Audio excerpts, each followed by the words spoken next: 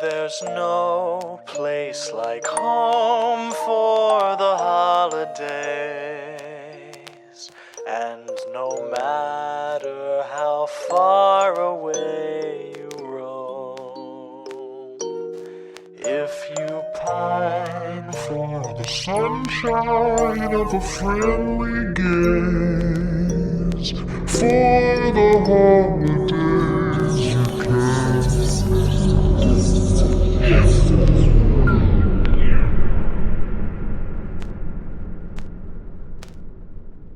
Welcome back to This American Life. I'm your host, Ira Glass. Today we're talking about Christmas horror movies, and I've got the host of Horror for the Holidays, Jeff Searcy, here with me.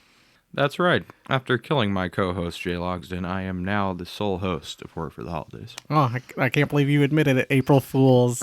It's Horror for the Holidays. I'm Jay Logsden. I'm still Jeff Searcy. Yeah, we gotcha. Yeah. Fools, we got... Get pranked, buddy. Oh, we got you guys so bad. You thought your streams had gotten mixed up and you were listening to This American Life. That's the real horror story. No, this is Horror for the Holidays, and to celebrate today being release day, being April Fool's Day, we're doing April Fool's Day, 1986. Oh, okay. Hold on a second, Jay. You said we were doing an April Fool's movie from 1986. I watched Killer Party. I don't even know what that is. It's another April Fool's Day movie that was released in 1986. Is it the exact same movie? Because this movie's also about a party. Kind of, but not really. But then, I got to thinking when I was watching Killer Party, I'm like, this doesn't really sound like what Jay described.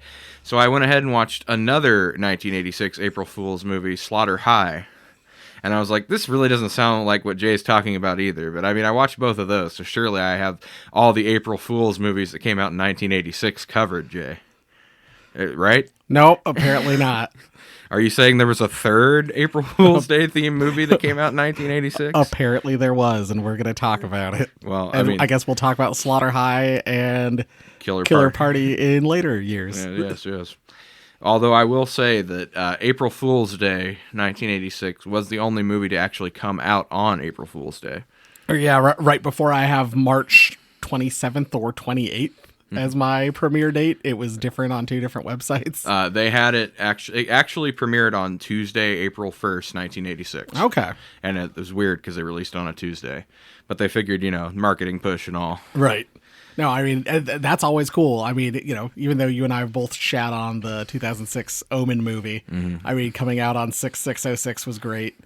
Black Christmas 2006 coming out on Christmas was a great idea. I still think I would have done Christmas Eve, but that's me. I mean, you could do either. Yeah, but yeah, like I think it's always fun when movies do that. They don't do enough of that, I think. But I could not believe that there were 3 April Fool's themed slasher movies that came out in the same year. I'm really impressed with how well you did your research, because I didn't even know. I knew Slaughter High existed. I'd never even heard of Killer Party. Well, Jay, that's why you keep me around for the deep probing research. This was directed by Fred Walton, who's probably most famous for being the writer-director of When a Stranger Calls. Oh, that's a fun movie. Also, is it? Yeah, it's pretty creepy. It's not. I mean, it's very similar to Black Christmas. It's the killer. The calls are coming from inside the house. Came out later, and it's like, I think the first half is really scary and the second half isn't as much, but like some of that early stuff with the phone call scene is really, really creepy. And it's got what's her name from Kimmy Schmidt. Oh, okay. The older lady. Man, I'm having a brain fart here. Give me a second. She's somebody, all right. Jay Logsden looking things up in the middle of the show. How could he not have predicted the questions I would ask? April Fools. None of this is true. We're actually watching Saw. Carol Kane. That's who. Yeah. Okay. She plays the babysitter in the original When a Stranger Calls, which the remakes with is that the one with Lindsay Lohan? I think so. I feel like it is. Maybe we're way off. I've not seen the remake. Anyway. Written by Danilo Bach, who also wrote the Beverly Hills Cop movies. Ah, of course. Probably our lead main character. I don't know if she's our main character. She's certainly, to me, she's kind of the main character. Deborah Foreman is Muffy/Buffy. Yeah, I would say she's the main character. Like the movie's about her, even though I think she's in it the least. But There's an explanation for that. We do have some horror movie stars. We've got Mike Nomad, who plays Buck, is also in Cocoon, Friday the 13th 6, Jason Lives, and did stunts for Chud 2, Bud the Chud, which is Mike Lombardo's favorite Chud movie. Just ask him. Okay, I asked him. All right. Ken Olant, who is Rob, is Nathan in Leprechaun. Griffin O'Neill is playing Skip, is in Ghoulies 2, Ghoulies Go to College. Ghoulies 3, Ghoulies Go to College. Okay, good. Amy Steele, who is Kit, is also Ginny in Friday the 13th Part 2. You want to know another Friday the 13th connection? Yeah. The producer, Frank Mancuso Jr., he is a Friday the 13th producer, and he, I believe he's co-created the series, too. But I believe that's how she got the part in this movie. Oh, very cool. So Ginny's like the final girl at the end of Part 2. Yes. And I think the idea was to have more of her in more of the movies. Mm-hmm. But as far as I can tell, the most that's been done is they've done fan films where she's kind of been the focus. Right. Yeah, and it's kind of weird too because I wonder if the influence from Friday the 13th Part 2 carried over in this, because some of like the traps and stuff feel kind of similar. Mm-hmm.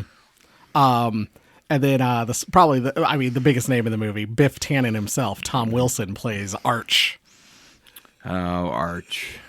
You literally walked into the studio and you said, "Get Biff out of my movie." Yep. Budget is estimated $5 million. Box office made over $13 million, so pretty good. It was a hit, definitely.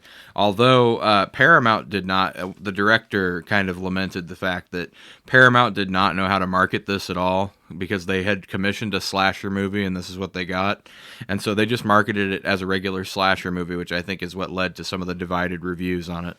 No, I kind of get that. It's one of those where, I mean, spoiler alerts now. We do spoil the movie, but there is a twist at the end. Mm-hmm. And it's one of those where, like, I think when you know the twist, it does kind of change the way you interact with the movie. Oh yeah, it's a movie that you will not watch the same way twice. After you've seen it once, you can't ever go back. Yep. Or even if you know the twist, you kind of go like, okay, I don't, we'll talk about it. Yeah, we kind of guessed it, I think, about halfway through, but yeah, no, you're right. Taglines: guess who's going to be the life of the party, and then another one which is ... a cut above the rest. Oh, so we were supposed to watch Killer Party. That's what I said. Is Killer Party just another name for April Fool's Day? Well, Killer Party is a revenge story that culminates at an April Fool's Day masquerade party. Okay. In a sorority house. I'd watch that. That sounds like fun. Yeah, we'll have to watch it at some point. Where to watch? Currently streaming on Pluto TV, kind of. When I tried to watch it on Pluto to rewatch, it only played in Spanish. And I couldn't get it to not play in Spanish. Interesting. But I mean, and who knows? We technically, watched it in March. Maybe in April it'll be on a bigger streaming service. Scream Factory did a collectible Blu-ray release for April Fool's Day 2020, and I believe those are still available. Yep, yeah, that's Scream Factory. There's some older like double features I saw. I think I saw one that was My Bloody Valentine and April Fool's Day, which that would be kind of a fun double feature. There's also a triple feature with Tales from the Dark Side and Graveyard Shift. Ooh, all right, interesting. But yeah. But I mean, honestly, I'm probably going to be picking up the Blu-ray of this.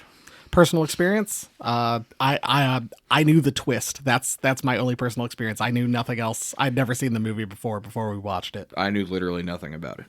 So there you go. That's which seems to kind of be a theme with this movie. A lot of people don't know anything about it, and if they have heard of it, they don't know what it's about. No, my wife likes April Fool's Day. I'll kind of talk about it at the end because it's kind of similar to a movie that she likes more.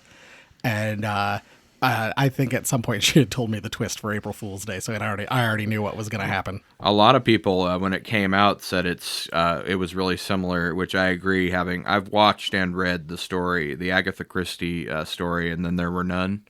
It's kind of like that. So we are slowly introduced. We're doing our synopsis. We're slowly introduced to our cast. We've got Nikki kind of doing a thing where she's Sister Mary Catherine O'Malley O'Toole O'Reilly. She wants to go to convent school. Her best friends are her parents. She loves helping kids, and she fucks on the first date. That's right, Jay. And then we get Arch and Skip doing kind of the same joke where they're like, "Yeah, we fucked on the first date." That's right. We then get we cut to Muffy kind of getting ready for the party. That's going to be better than nice. It's going to be bloody unforgettable, is her quote. Muffy finds a Jack-in-the-Box, and we get this flashback to a birthday party with our title card and opening credits playing over it. Muffy as a child turns the Jack-in-the-Box handle and then screams as like a little, I don't know, like ghoulie pops out of the Jack-in-the-Box, and all the adults laugh at her. You know what I hate, Jay? I hate waiting for ferries. I hope we don't have to wait for a ferry. Oh, we sure do. Back at the dock, we have to wait for a ferry as Nan arrives. And we're also then introduced, I think, to Hal, or Rob, I think. Yeah, Rob's right. And then, there's Hal / Harvey. There's Nan, there's Kit, there's Rob, there's Skip and Arch. Don't forget Chaz. Chaz and Nikki. And then Muffy on the island. More is like that everybody? Muff Diver. Yeah, there's a long like scene where like they're making nicknames up about Muffy, and then like I think Hal's like, "What about Muff Diver?" Arch and Skip kind of get into a fight on the ferry, and Skip gets stabbed and falls into the water, but it's an April Fool's prank. It wasn't a real knife. April Fools. Buck, the deckhand, jumps into the water to try and help him when he thinks he actually legitimately got stabbed. And then as the ferry's kind of getting closer, he's like, "Oh, I'll just loop it. I'll attach it to the dock from here." And then he gets crushed in between the boat and the dock, and they pull him up, and he's bleeding everywhere, and his eyes falling out. And they kind of get him on a speedboat that the constable is driving, and he just screams, "They did it!" as the speedboat speeds away. Jay Logston loves some good eye gore. I do. Yeah, that's true. They arrive at Muffy's island that she is inheriting from her deceased mother. The whole gang kind of settles into the island. Arch at one point declares that he's going to sleep with every girl on the island except Nan for some reason. And the girls do a Cosmo quiz, just kind of general setting the scene kind of stuff. They all meet together to have dinner, and there are a whole bunch of pranks involving whoopee cushions, collapsing chairs, dribble glasses, and then later on an exploding cigar. Oh, yeah. Because, it's April Fool's Day. Remember, this is April Fool's Day because they keep telling each other it's April Fool's. There got to be lots of pranks in this movie, Jay. Arch finds heroin equipment in, like, a medicine cabinet. Nikki finds, like, BDSM restraints. And then Nan finds, like, a weird recording of a baby crying in her room. God, I hate a baby cry. Also, Hal finds some newspaper clippings about, like, people dying. Oh, there was one that said like 6 dead in the fog, which I mean maybe was a reference to the fog.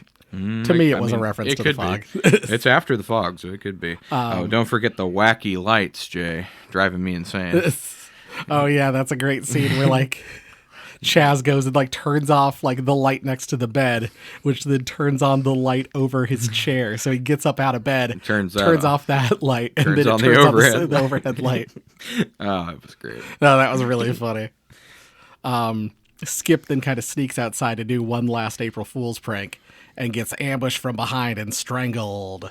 Oh no. Oh, also there's the there was the scene where Chaz and Nikki were fucking, and it looked like Nikki almost had him in like a triangle choke or something like that. Like their legs were not where legs should be. It was really weird. And like the way she was bouncing on top of him looked like they were, I don't know, like maybe they were on a trampoline and not a bed. I don't know. It's just a really strange, it was one of those where I paused it. I'm trying to like, there's that famous Batman cover by McFarlane and by Todd McFarlane where it's like, where are Batman's arms in this image? And so like people like kind of draw a thing where it's like, no, technically his leg is holding up the cape. It kind of felt like that where like I paused it and I'm like, okay, whose legs are those and whose legs are those? No one knows, Jay. April Fools. The next morning Muffy is acting really weird and people notice that Skip is missing. Rob and Kit sneak off to fuck in the boathouse. When Kit thinks she sees Skip's bloated corpse, but then when they kind of run outside, they can't seem to find it anywhere. Arch goes looking in the woods and gets caught in one of those tree rope like hoop traps. Yeah. And as someone approaches him, and then the camera cuts away. Well, this would be a good time to mention, I think, that no one in this movie gets killed on camera. Yep. Wait, hint, hint, hint. Also, Nan has a fight. Nan has a fight with Muffy about something, like a tape that was found left in her room or something like that. It's kind of unclear. And then like we kind of see like Nan kind of rushing off in a huff somewhere. Nikki and Hal, right? Yeah, Yes. They go to get some water because the water's not working in the house. So they go to get some water from the well. Oh, boy. And, like, Nikki basically doesn't want to help, so she drops the flashlight into the well. Completely ignoring the warnings of Lassie, Jay. They go down in the well. So she climbs down into the well and then finds Arch and Skip's heads and Nan's body floating in the pool. But Nan was... I don't even think at this point we knew Nan was dead. We just knew she had a fight with Muffy. And so then she kind of gets pulled out. They kind of go back to the house. And They try to make a call, and all the phone lines are dead. And Muffy gives her a glass of water, and she like freaks out. She's like, "No, it's Perrier," which I just thought was kind of a funny line. Just a great little delivery. They're like, "Oh, finally some water. Oh, it's Perrier. Gross." I do think Rob is able to get through on the phone to the constable, because there's like a weird line about like, "Oh no, it couldn't have been the ferryman. He was with me all day." And then he says, and then you don't get the constable's like line, but you kind of get like a response from Rob where he's like, "Muffy?" ? And like that's kind of it. And then the phone lines are dead, and there's no way to leave the island until Monday. Yep, they all hunker down and try to stick together. Muffy continues to act strange, and everyone kind of starts to notice. This is where Rob admits that like at some point, or the line where he was like, "Muffy?" ? It was kind of confused. He's like, "Yeah, the constable told me to like watch out. Like we all need to stick together, but no one should be left alone with Muffy." And so what's going on here? Chaz tries on a gimp mask and tries to calm Nikki down because she's really freaking out. She just wants to leave the island. So she exits the room, and when she comes back in, he's laying on the bed holding his hands over his dick. And so like she's like, "Ha ha ha, very funny. Like I'm not in the mood." And then she pulls his hand away, and his dick's been cut off, and he's dead. Jesus, Jay. And then Nikki gets jumped from behind by someone coming out of the closet behind her. Oh no. Rob and Kit can't find Hal, and they're kind of running through the house. They discover like all the I think Muffy had like laid out a bunch of like Barbie dolls for dinner, and kind of like that was where everybody was sitting. Like all the Barbie dolls kind of looked like one of her friends, and so they're all now up in the attic, and the Nan and Skip and Arch are like in a bowl of water with the Skip and Arch heads removed, and then they like kind of like keep looking, and then they find Nikki and Chaz, and like they're both laying in a bed together just covered in blood. So they kind of like they're spooked. They go downstairs kind of looking for everybody, and then they find Nikki and Chaz dead in the room like covered in blood. Oh no. Oh no. And so they run off to go find Hal, open the door, and Hal's like been hung with a noose. They run outside because the flare went off to alert them that the constable had arrived at the island. And so they run down to the dock, but they can't find the constable anywhere. And Nikki goes and like pulls a letter out of the boat, and it's something about how Miss St. John, which is Muffy's last name, was in this mental institution for the last 3 years. And they're like, "That's impossible. Muffy was with us in school for the last 3 years, but Muffy did have that crazy twin sister Buffy." No, no. It was Buffy the whole time. It was Buffy. And so they get jumped by Buffy. She kind of chases them through the house. Well, they find Muffy, quote unquote's head severed in the basement. Oh yeah, there's a great scene earlier on where there's a picture on the wall with like the eyes are moving behind the picture, and it's like a cat, like it's one of those cat clocks. Yeah. And so then they go down to the basement and they're like, why is that picture down here? And they go and they move it, and it's Muffy's head. Oh no. And so then Buffy chases them through the house with a big butcher knife. Yep. And then gets Kit cornered. And it like stabs her as Kit kind of forces her way through a door in between them, and everyone's just sitting in the room calmly hanging out. April Fools. It was all one big prank. Well, she reveals that she wants to turn it into like a resort to save the house, basically. Yep. Like where people can come experience a murder mystery. Yeah, she's gonna do like slasher themed weekends, which I mean does sound like a lot of fun. That would be amazing if Act 1 actually existed. Right. Like, oh, that'd be so much fun to do. And then the whole time Rob doesn't know this is happening as Buck, the dock hand, walks up still covered in all of his makeup, and then like takes his makeup off, slaps it on Rob's face, and then like kisses him on the forehead. Everyone kind of gets together. Yeah, Muffy reveals the Kinda whole... like have a big party. Yep. And she reveals that like, oh, it turns out that the constable was actually her uncle, and Skip was like, oh no, there's no Buffy, but I do have a twin brother. It's Skip. And, and so Skip was kind of in on it the whole time, and how the dock hand is actually like a makeup effects artist and all sorts of stuff. So it kind of explains the whole thing away. And she's like, basically, I wanted to see how it went. And so they all have this big party. Everyone's laughing. Oh, ha, ha, ha, ha, ha. We just got irrevocably traumatized. Well, sometimes the trauma is erased when you find out it was a prank, bro. Oh, it was all a big prank. It's a prank, bro. Stop. Don't shoot. They all, Muffy then kind of goes upstairs to clean up after the party. And she goes and she sits down on her bed and she finds a Jack-in-the-Box wrapped in paper. She takes the paper off and slowly starts to turn the Jack-in-the-Box as Nan jumps up behind her and slits her throat with a knife. Except it wasn't. It was an April Fool's prank. We got one last one. Well, Nan and Muffy were in acting class together. Yep. So they're both in on it, I guess. Yeah, and then they kind of laugh and give each other a hug, and then the camera pans down to the Jack-in-the-Box, like outside of the Jack outside of the box, and then it winks at us for some reason. It's because it was all the magic of April Fool's Day, Jay. End of movie. I don't know. Any thoughts before we jump into our categories? Just, I can understand why reviews would have been divided on this, because you were promised from the trailer and from the marketing, you're promised a slasher movie, and a slasher movie where no one dies is a pretty radical thing to do in the 80s. When there are so many slasher movies coming out. Right. No, it's a very strange. Like, I don't know that I felt let down. Well, one, I knew the twist. Right. I don't know that I would have felt let down had I seen it, because I probably would have thought it was fun. I was gonna say, see, I didn't know the twist. I kind of guessed it halfway through the movie, but I wasn't sure. But I wasn't disappointed by it. But that's also because I've seen so many slasher movies and so many have come out that I was like, oh, wow, one that actually does something different. Right. Which to me, it has to be commended for doing something kind of original.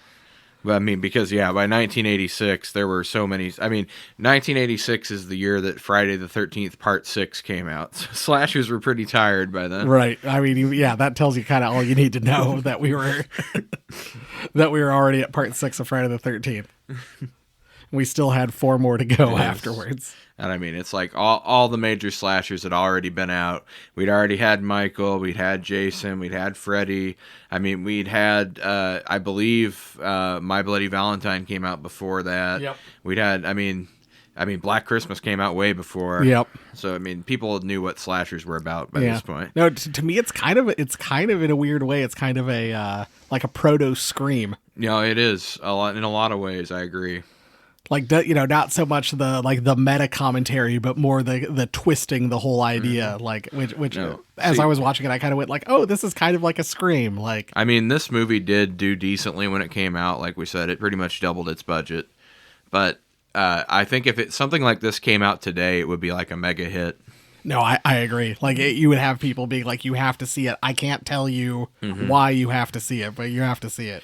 Well, especially with like the interest, like revived interest in murder mysteries with like the Glass Onion series, that's super popular on Netflix, and there was that Agatha Christie. I mean, there's Agatha Christie series going on. I mean, the Hercule Poirot detective stories have become popular again, so I think it would do really well. Oh, and Cabin in the Woods, like it's kind of got a weird, kind of silly twist ending. And like, this is kind of in the same way. Like they're different, but it's kind of in the same way. And that movie's very popular. Well, yeah, I'd say it kind of subverts some of the same tropes too, although in a more general sense than this one. Yeah, no, exactly. Like I said, it does kind of feel like a proto Scream. We couldn't ask Wes Craven if it was influential unless he's actually talked about it somewhere, but it did feel very like. Well, I would say probably he almost certainly would have seen it. Oh yeah, at absolutely. least heard of it. But I say that would be an interesting twist on a Scream movie, honestly, if they did a new Scream movie where it turned out that it was all fake and no one actually got killed. No, that would be really interesting. I wanted a Ghostface themed birthday party, so I hired a guy to play Ghostface and kill us all. That would be a great twist. Oh my God! See, we could bring back Sydney J. Bring her back finally, and have it be that. Have her be stuck at like a birthday party over a weekend where there's a Scream killer on the loose that she thinks is real, but it's actually a birthday prank. No, you do a New Nightmare. You do a Wes Craven's New Nightmare where it's Neve Campbell. And true. all of her, and she invites Matthew Lillard and Skeet Ulrich and everybody to this party, and then like people start dying, and there's a Ghostface killer, and then it turns out it was all a prank. Happy birthday! That would be great. She's just like screaming, covered in fake blood. Happy birthday! Oh man! All right, well, where do you want to start out with? All right, Jay, let's talk about the April Fool's Day-ness of it all. All right. Our Christmas spirit. April Fool's spirit. How April Foolsy is the movie. How April Foolsy were the kills. Amazingly April Foolsy, Jay, because none of the kills actually happened. So this is also kind of my broken bulb. It's not very April Foolsy because it stretches over 2 days. Well, there's very clearly a nighttime and then a new day starting. Yes, and Jay. they're still pulling April Fool's pranks on each other. If you want to get technical, it's more of an April Fool's weekend.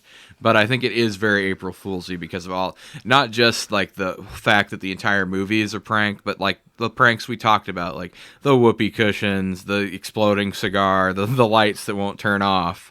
I mean, some of them get a little dark, like the heroin stuff and the baby crying tape. The water faucet that just sprays right in your face. Yes, I mean we get a lot of good quality pranks. I like that they get Biff twice with the collapsing chair. They get him once in the dining room, and then later he goes back to his room, sits down, and the chair collapses again. God, I love that prank. But yes, I mean, so many pranks, Jay. This has got to be rated pretty high. We haven't seen any other April Fool's Day movies yet, but I'm guessing they're not going to have as many pranks. You think this is the most April Fool's-y of our April Fool's Day movies? I'm guessing. I got the feeling. All right. And then, the kills, I would say the kills are probably pretty April Fool's-y because none of them actually happen. Yep. It's all just creative trickery. Yep. So, I mean, yeah, in a way, like, I think the kills are very April Fool's-y. I was like, man, these people are insufferable as I was in high school, where I wouldn't make a single joke on April Fool's Day. And then on April 2nd, I'd like make a joke, and then I'd be like, April Fool's, and then I'd be like, gotcha again, it's not April Fool's Day. Oh, it's Jay Logston, everybody. A real insufferable piece of shit.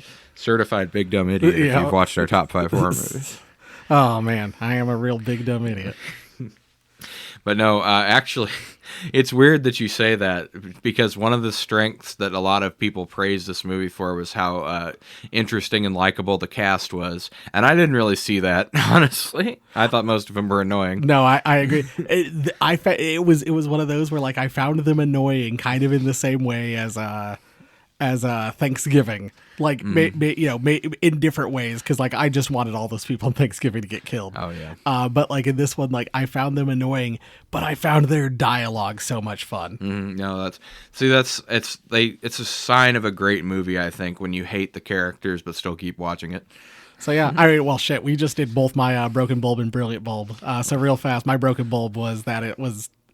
April Fool's Day took place over 2 days, and my brilliant bulb was how good the dialogue is. We'll read some of our quotes here in a little bit, but there were so many good ones that I had a hard time writing them all down. So what's your broken bulb and brilliant bulb, Jeff? My broken bulb was a little bit light on the gore, I think, for a slasher.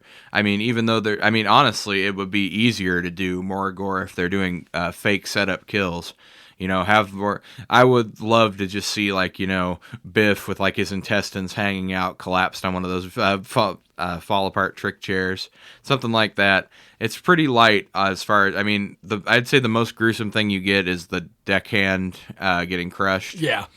Other than that, it's all pretty tame. So I was like, I think they could have done a little bit better on that. But my brilliant bulb was just having the balls to actually not cop out and have it all, because they filmed an extra ending to this because the studio demanded it, where Biff's character goes insane from being pranked and they have to kill him. So ending it with a real kill. Weird. But the director just pushed back and said, no, I'm not doing that. Oh, I hate that idea. That's was awful. It was filmed, but I wanted to give the creative team for this movie props for sticking to their guns on this premise and, not copping out and being like, oh, actually, it wasn't a prank. No, that actually gave me a great idea. One thing I would have loved would have been, like, if, like, Biff had been killed by the prank chair. Like, if somehow his death or his body had been posed on the prank chair, if Hal had been killed with an exploding cigar, because he was the one smoking the exploding cigar. I think that would have been really funny if, like, all of, like, the pranks that got pulled on them then kind of came back, and that's how they died later on. Like, maybe someone drowned because of the dribble glasses or whatever. That would have been cool. So yeah, that's just a weird idea. That was a weird thought I literally just had as you were talking about it. But yes, congratulations to the team for actually sticking to their guns and not bowing to the studio pressure to have a dumb ending. No, I agree. That's fantastic. I didn't even think about that. Let's move on to April Fools, our favorite quotes. Okay. More like Muff Diver, Jay. So the thing I said at the beginning with Nikki, where she's like, I start convent school next semester, and I fuck on the first date. And then either Arch or Skip, I don't remember what, like, in kind of like that same scene goes, I fuck on the first date. We did on the first date. And it's like Arch says that to Skip, or Skip says that to Arch. I don't remember. Respectable young Quaker couple returning from a quiet afternoon of non-violent sex. This is when Chaz was watching Kit and Rob come back through his binoculars. I have a Chaz quote too. That one was great. I loved that one. Before the night is over, somebody in this room, and then Chaz kind of laughs, goes, will pull his wang. Harvey, I know you think I'm a hick, but I'd like to change your mind about that if you give me a chance. Nikki, why? Harvey, because I'd really like to plow your field. Great pickup line, by the way. There's also the one I didn't write it down, but I think it's Chaz talking to Nikki, or maybe it's Nan. Nan's reading like the book, like something by Tolstoy maybe, or something like that, and then Chaz is like, I'm reading Paradise Lost, and it's like a porno mag. Oh, Nikki, when she's looking out the lake view of out the window at Muffy's house, she's like, on a clear day, you can see the Kennedys. And I'm like, oh, geez, hopefully not Uncle Teddy's car. Or the crazy sister or whatever that they locked away. The last one I had, and this one was absolutely my favorite, is Muffy is talking to, I think, Nikki. Like Nikki's like, hey Muffy, don't try to steal, like basically kind of like, you try to steal every guy I go after, or something like that. And so, like, don't try to steal Chaz. And so then, like, don't try to steal Chaz like you stole Arch. And then Muffy's like, Arch is sweet, but he only has two expressions, collar up and collar down, which already on its own is a very funny line. And then the very next scene you see Arch in, he's like kind of like getting himself ready, and then he pops his collar up. Excellent. And I went perfect. No notes. Kit, when she finds out it's all been a prank. Ha ha ha ha ha ha ha ha. That's really funny, you guys. Really funny. Fuck you. And then later on, she's like, I swear, if one more person says April Fools. Yeah. Do you have any more? Chaz, hey guy, your fly's open and your hostess Twinkie's hanging out. I had to put that one in there. And then I think Chaz's fly is open the whole time. Yes. Chaz, she's like, boy, Muffy, you really know how to make a guy look forward to dessert. And Arch is like, please God, let it be ding dong. This movie brought to you by the Hostess I was Company. gonna say I have big Arch energy. Oh man, Biff Circe. I have one final one to finish us off, Jay, because there's so much great dialogue, like you mentioned earlier in it's this so movie. good. Arch, you're telling me when I was out there swinging in the woods, I nearly crapped my pants. What do you mean, nearly? Arch, you browned your trousers? Well, I was. It's all right, Arch. They'll be out of the dryer soon. That's constable powder at the ending party. Yeah, because it's Constable Potter's the person who cut him down or whatever is what's implied. But yes, I actually had one more. Okay. Kit's like, don't anyone say April Fool's Day again or I'll rip them apart. And Kit and Arch are both like, April Fool's Day. It's Big J and Jeff energy. That is Big J and Jeff energy. All right, well, let's move on to our April Fool's pranks, props, Christmas wrapping, favorite set design, costumes, etc., so on and so forth. I loved Chaz's kind of like grungy punk look, especially I thought like his hair, he had great hair. Yeah. Like the whole movie, I'm like, Chaz has great hair. No, he did have a memorable look. I liked the way that when Muffy changes to Buffy, like there's kind of a noticeable change. Like she kind of like her hair looks really frazzled. Like not only does she act different, are her lines different, her clothing's different, but like there's even a scene where like her eyes, like she's like staring at somebody and like her eyes just like wild during the scene. And I just thought that was so cool. Just kind of a neat little effect. Kind of reminiscent of the cat clock. Yep. Almost. Some of the gore effects, I mean, the main one being the boat, like all that looked fantastic. No, I liked it. And then the last one I had was I really liked kind of the creepy little music sting that played. Yes. Kind of had its own, like Michael Myers score. Like it just had this little like music sting that would start playing whenever something was about to happen, and I just kind of liked the creepy little sting that it had. You like that sting, AJ? It's Sting. And that I believe it's the ending of the movie / end credit song. Mama told me That was really funny. Did you know it was performed by Three Dog Night? But do you know who wrote it, Jay? Randy Newman. I couldn't believe it. I didn't even know Three Dog Night recorded that. They did. And it was written by Randy Newman. I was man. What? That was a wild song. It kind of reminded me of that song, like they're coming to take me away, haha. They're coming to take me away, ho ho. Oh, Jay. Oh, I wanted to give a shout out to Arch's look. I thought he was distinctive and cool. Yeah, I mean with his popped collar. Even though they made fun of him for popping his collar, I think it works for him. Arch did look. That's the thing. All the guys because they kind of. I think it's implied they went to like maybe like a bigger named kind of Vassar College, which I think is kind of like a bigger named. Yeah, it's a tier below like Ivy League, but still you're not getting in unless you're rich. Yeah, and so so they all kind of had like that air of being like very rich, kind of preppy people, and like you kind of got that. Like from the way they all kind of dressed and stuff like that. And I mean, with names like Arch and Skip and Muffy and Chaz, you can kind of see it. Kit.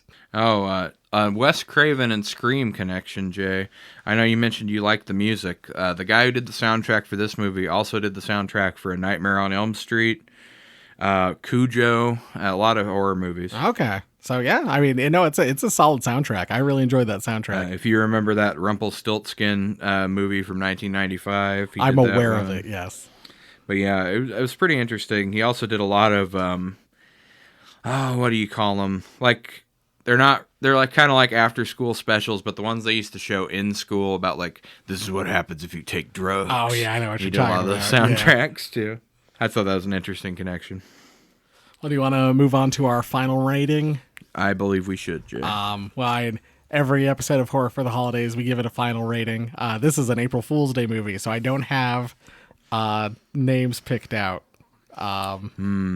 Is it April ha ha hilarious? I don't know.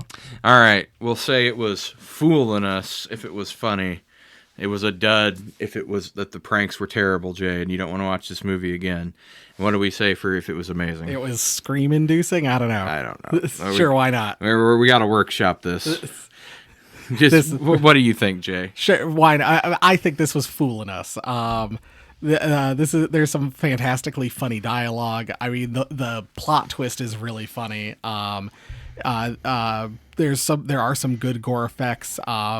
Like I said, the only thing that kind of ruined it for me was it didn't make it kind of like a full-on scary movie, was that I already knew the twist. And maybe if I hadn't known the twist, I would have liked it a bit better. And then also that it kind of comes across as a kind of like a weird clone of Happy Birthday to Me, which I think is just a much creepier, much gorier, much bloodier movie. Like they feel very similar.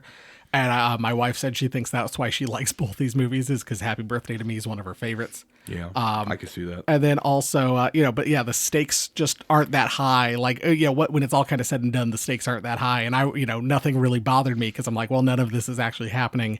The only one that kind of got me was that one at the end with Nan and Muffy, where I was kind of like, oh, like, is someone actually going to get killed? And then that winds up being a prank too. So that was kind of the one thing where I was like, oh, all right. Like, it's a very funny movie. And I think if I didn't know the twist, I think I would have enjoyed it a little bit more and probably have been a little more creeped out by it. But I knew what was coming the whole time. Well, I did not know it was coming the whole time. And that's why I gave it a seasonally funny, I guess. Sure. Why not? Seasonally scary. Sure. Why not? Funnily season. I don't know. April Foolsy. Anyway, I thought it was pretty good. I respected the fact that it actually did something different when it easily could have just been another cop-out slasher movie, just marketing on the gimmick of April Fool's Day. Actually making a movie that revolves around April Fool's Day pranks, I thought was a bold move, and actually following through, like I said in my brilliant bulb, and not making it a double twist ending where it's like, oh, but people actually did get killed. That's like, I'm glad they resisted the temptation to do that. And I thought the cast was, like, in the similar vein, like we talked about to Thanksgiving, hateable, but hateable in a watchable way. Right. Like, you want to see what's going to happen to them. And since I didn't know that it was all going to be a prank at the end, I thought it was pretty cool. No, I'm certainly not trying to, like, wash it away by saying, like, oh, I knew the ending, so the movie wasn't good. The movie's still fun. I just, like, because I knew there weren't any real stakes, it didn't, it just didn't affect me as much. I gave it a top rating because I could see myself going back and rewatching this. No, it is a fun movie. I enjoyed watching it again, which is, certainly one of the most important things one of these movies needs to do. Yes. Also, oh shoot, I think I just lost the thought I was about to have. Oh, I remembered. April Fools, I guess. J-Log's the big dumb idiot. This movie did suffer from one of those things that you and I have complained about in the cast. The difference between Nan, Kit, yes, and Nikki.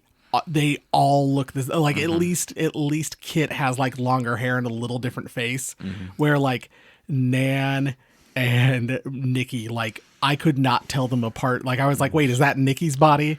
Like whose body is that? They all have a bad case of rich girl face, Jay. You can't tell the difference between any of them. And I think too, it's like the fact that like Nan and Nikki literally had like the same like close cropped blonde haircut. Like it was styled a little different, but it was almost the exact same haircut. So there would just be scenes where I'm like, wait, which one is this? And then I was watching it on Prime, and so I would pause it and then I'd do the X-ray thing where it told me who it was. I was like, screen, oh, okay, that's who that is. But yes, I think you're right. They could have done with a little more distinctiveness to the characters, which is honestly something I think was done better from what I've heard in April Fool's Day remake.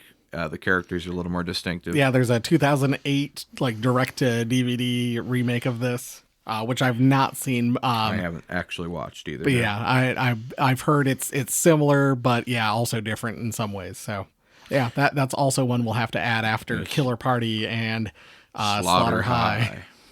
And I'm sure there's probably other April Fool's Day movies. Yeah, we'll have to keep an eye out, look for more April Fool's Day movies. Next year, Jay, we got to do Groundhog Day related movie Happy Death Day. Oh man, that's a great idea. Yeah, we will have to. I love Happy Death Day. Yeah, let's I guess let's take Muffy and put her on the foolish list. The silly list. I don't know. I mean, we really can't put her on because she didn't kill anybody. Yeah, I mean, I was gonna say she's one of one right now, but she'll probably be our bottom, our baseline, Yes. our least. Once we build our April Fool's tier list of villains, she's gonna be definitely at the bottom. Or is she the most foolish? Or is she the most foolish because it's all a prank? True. I guess we'll have to see in these other movies how these people get killed. Yeah. Is it going to be funny pranks or is it going to be like brutal slashing? Yeah. So yeah, we'll stay tuned for that. As next year we'll try to figure out what to do with Muffy, maybe. Maybe. But yeah, in the meantime, it's time for a segment that we like to call Garbage Day! Huh? No!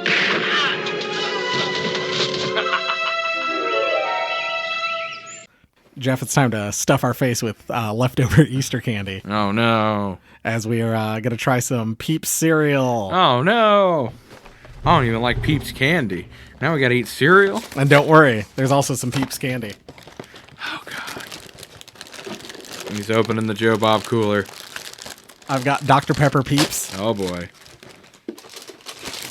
I've got Peeps filled ropes. And to wash it all down with, I don't have Peepsy again. Remember last year when we had Peepsy? Goddamn Peepsy. I've got the two new Baja alternates from Mountain Dew. Oh, interesting. I actually do want to try those. Baja Laguna Lemonade and Baja Point Break Punch. Love Excellent. Point Break. Yes, Point Break, amazing Keanu Reeves movie. Anyway, how's that Peeps cereal treating you? That's pretty good actually. I like the marshmallows too. I don't know what if you want to grab one of those and I'll try this. But so far the cereal, it's like Lucky Charms if you added in Fruit Loops.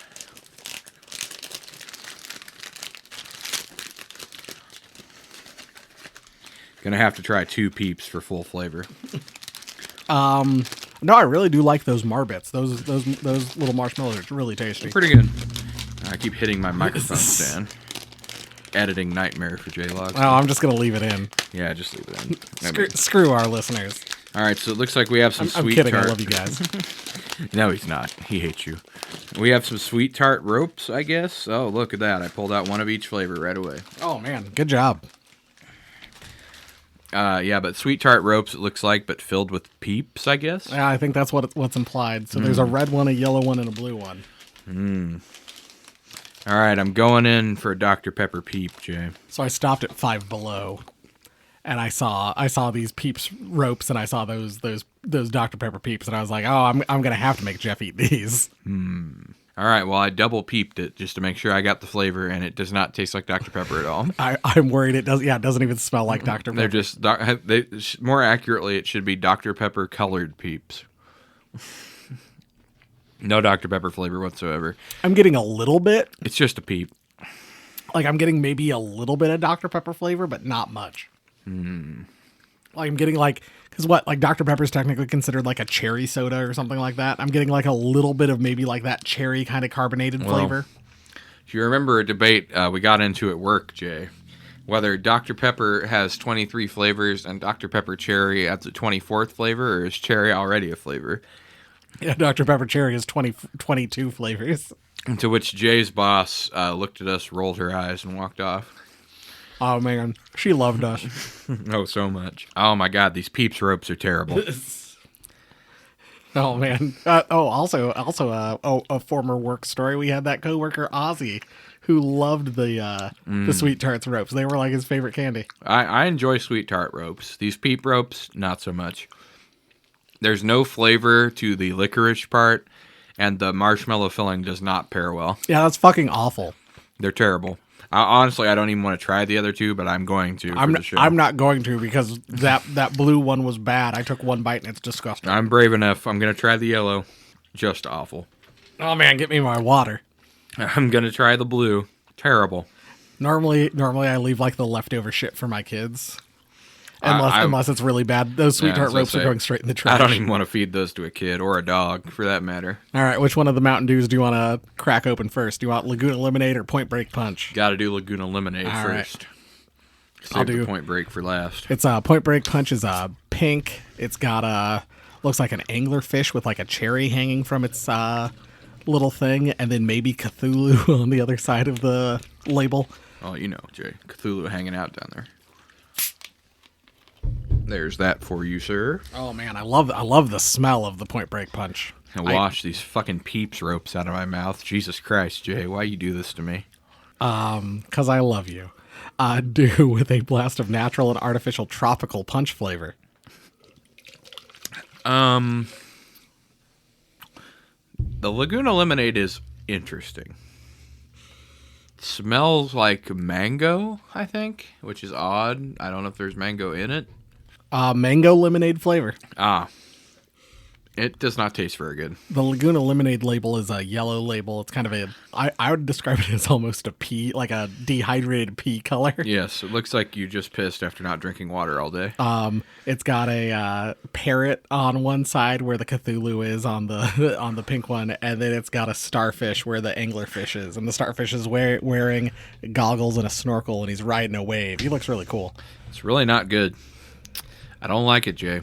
This Laguna Lemonade, not a fan. I mean, you might like the Point Break punch. I think it's pretty tasty so far. I hope so. I drank a good amount of it just to make sure the Peeps ropes aren't clouding my taste buds.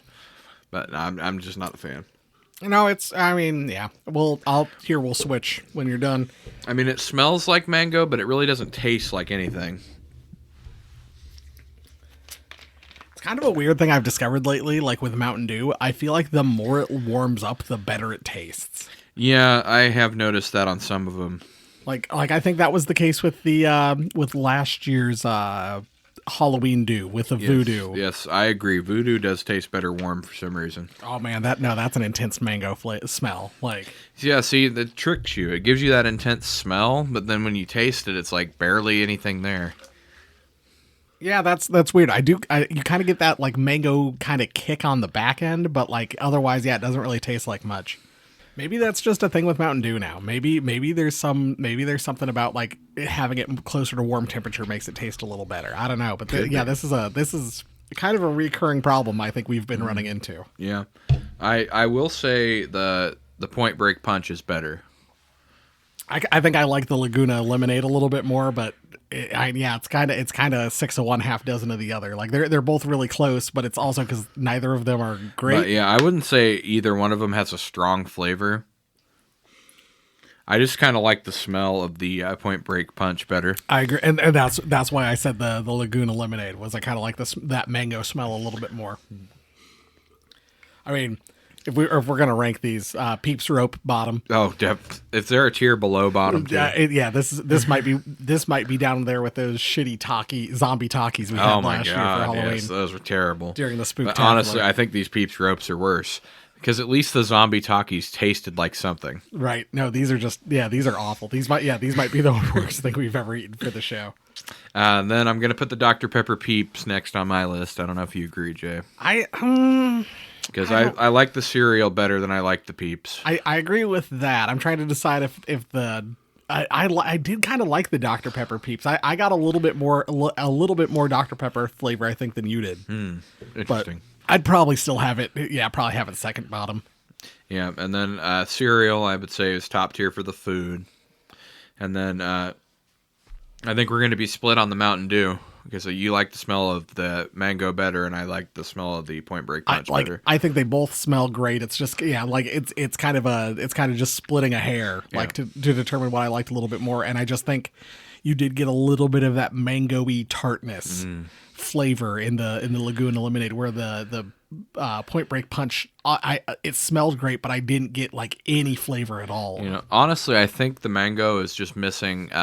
I don't know if you've ever had those, those Walmart waters. They make like seltzer waters that are flavored. Like the bigger bottles? Yeah. The mango tangerine one there. So I think, honestly, if you added like tangerine or maybe orange to that Laguna Lemonade, I think it would be better. Okay, yeah. To give it a little more flavor. I'll have to check that out. No, I love the mango high chews. Those are some of my favorites. Yeah. So, and it certainly has the same smell, but certainly not the same flavor. But I mean, overall, neither do bad, but I wouldn't say either do good either. Which is kind of what we ran into last year with the Baja variants. Like Baja Blast is good. The one I recall last year we weren't a fan of either of the Baja variants. Yeah, they were okay, but yeah, not anything like super special. Original Baja is still king, I think. No, absolutely. There's. I mean, granted, you got to remember. I think the poll was to make something permanent, and it was either Baja Blast or Pitch Black, and Pitch Black won the poll, but Baja Blast is the thing that's going to be permanent now. Which, yeah. I mean, gun to my head, I'd take Pitch Black over Baja Blast. I like Baja Blast at Taco Bell. I don't like Baja Blast out of a bottle. Well, yeah, that's true. Baja Blast is best out of the fountain. Where I mean, Pitch Black is good all the time. I love Pitch Black. Honestly, I don't know. I would honestly like not this last voodoo, but the voodoo before. If they made that a permanent flavor, I'd buy that. The sour candies? Yeah. Yeah, that one was really, really good. I think you and I might be some of the only people that really liked the sour candy voodoo. I think I saw a lot of people didn't like that one. Amber really liked it. No, I mean, I thought the cherry airheads this past year were good, but no, it was nowhere near as good as the sour candy. Honestly, I wish thrashed apple was available more widely. That's a good one. I think not only I never got to try that one, and I think they've discontinued it. Is what I've heard. I'd say the only place you used to be able to get it was Kroger, and they're like affiliated stores. Yeah, which I don't think we have any near us. So no, the only reason I got to try it is because we found some on my honeymoon in Montana. Jealous. All right, not of going to Montana, but of getting to try thrashed apple. Well, we bought 6 cases. Oh, man. If I'd known you wanted to try it, Jay, I would have brought you. It's all right, buddy. Don't worry about it. I never said anything. I should have said something. I should have spoke up. Now it's too late. Yeah, now it's too late. It's all gone. But yeah, if you want to send us an email for our Garbage Day segment, keep Jeff from having to eat more garbage. Yes, please. Send us an email, horrorfortheholidays@gmail.com. Get in touch with us on social media. So TikTok, while you still can, Instagram, Threads, Blue Sky, what's the name of the other one? Twitter, X. Yeah, that's the guy. We are at horror, the number 4 holidays, horror 4 holidays. We are youtube.com/horror for the holidays. Subscribe, hit the bell, which is the real subscribe button. Leave us comments, upvote our videos. Leave us ideas for future Stocking Stuffers episodes you want to see. Want to hear if there are movies you want to hear our opinions on or concepts you want us to tackle. I know our cryptids and spooky horror mysteries have been popular, Jay. Certainly for a stocking stuffer. I hope I'm not speaking out of turn. Next week's stocking stuffer, Jeff and I went and saw a little movie that's currently in theaters about a late night talk show. Yes, Jimmy Kimmel Live. And we'll be talking about that here on the next stocking stuffer episode. I believe we will, Jay. So look forward to that one, and then we'll do a big reveal of that one, or a big review of that one at some point, because that's also a Halloween movie. Oh, spooky. All right. Also, leave us reviews on Apple Podcasts or Spotify or wherever you listen to this. Be like, Jeff and Jay fat, 5 stars. Quit eating stuff. You guys are too fat already. Yep. Stop eating into the microphone. Stop hitting your microphone. Are your guts so fat that you keep hitting the microphone? Exactly, Jay. No, it's our arms because we're uncoordinated doofs. And it's my phone because I'm a big dumb idiot. Hey, that's my line. Also, follow us on the Q app, QUEUE. Where we go one, we go all. Where we spin the wheel and we decide what movies we're going to watch. That's kind of how you can get a sneak peek of what the upcoming episode is, even before the stocking stuffer goes live.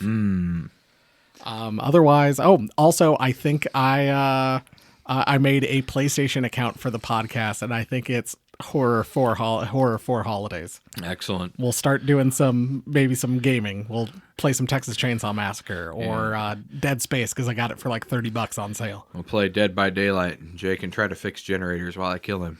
Oh man, that sounds terrible. Oh, I played one game.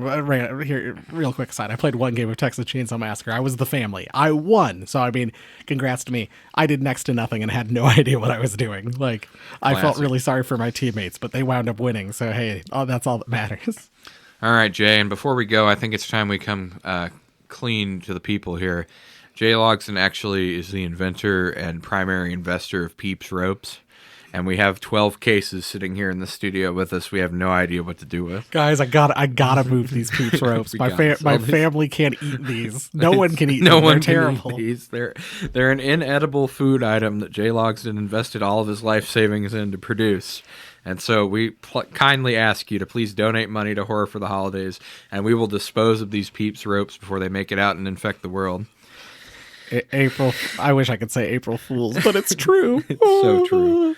All right, April Fools. Goodbye. Thanks for listening. Bye.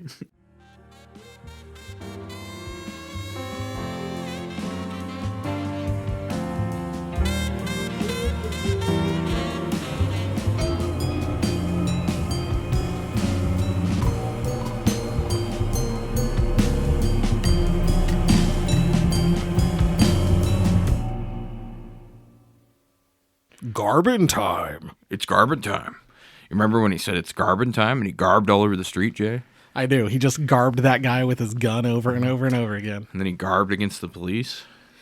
That one, there was like a post where it was like on TikTok where the person was like, I hate this line in a horror movie, and it's the "Do your thing, cuz" from Texas Chainsaw Massacre 3D, Texas Chainsaw 3D, and then there was another one where it was like the Troll 2, like the "No, Oh my God. yeah, and then somebody was like, "Oh, what about it's garbage day," which isn't even the line.